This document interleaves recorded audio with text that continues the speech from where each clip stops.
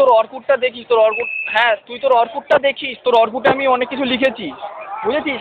আর এখন যে এই যে কথা বলছিস সেগুলো সব ছবি তুলে রাখছি, মানে ছবি তুলছি একই সঙ্গে, মানে কোন জায়গা থেকে তোকে ফোন করেছি পরে তুই বুঝতে পারবি, বুঝেছিস? সেখানটাতে এখানে না এলে মানে জীবন বৃথা, ভারতীয় জীবন বৃথা, বুঝেছিস? এত কিছু দেখার মানে এখানে মানে সারা ভারতের যত হিন্দু ধর্মের সব লোকজন এখানে চান করে, মানে লক্ষ লক্ষ, মানে কয়েকদিন কোটি কোটি লোক এখানে আসে। এখানে কোথায় মানে কোনো কারো কোনো পৃথক কোনো আইডেন্টিটি থাকে না, সবাই এখানে চান করে ঘুরে ফিরে, মানে মানে পুরো মানে ধর্মীয় ব্যাপার থাকে। এর পাশাপাশি অন্য যেগুলো জায়গাগুলো আছে সেই জায়গাগুলোতেও আমি ঘুরেছি, তবে ওই ইয়েতে যাচ্ছি না, কেদারনাথ বদ্রীনাথে যাচ্ছি না, কিন্তু ওই ঋষিকেশ, তারপরে এখানে তো লক্ষ্মণঝোলা, রামঝোলা, একেবারে আমার পুরোপুরি এখানকার মানে কি বলবো ওখানকার থেকে অনেকটা মানে একেবারেই আলাদা। কোনো এখানে কে ডাক্তার, কে ইঞ্জিনিয়ার, কে কী, মানে তার কোনো মাথা মুন্ডু নেই, মানে কোনো কিছুই কোনো ইয়ে নেই, মানে সবাই মানে এক। কেদারনাথ বদ্রীনাথ তো পাহাড়ের ওপরে, ও বহু বৃষ্টি, এখন বৃষ্টি হচ্ছে এখানে প্রচণ্ড।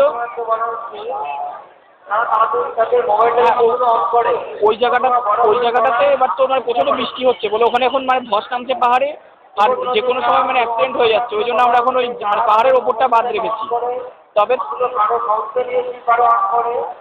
হ্যাঁ হ্যাঁ হ্যাঁ, ওই জাস্ট নিচেরটাতে, এখানটাতে মানে প্রচুর মন্দির টন্দির আছে, প্রায় 10-12খানা মন্দির আছে, আর সব সময় লোকের ভিড়, যেরকম তোর।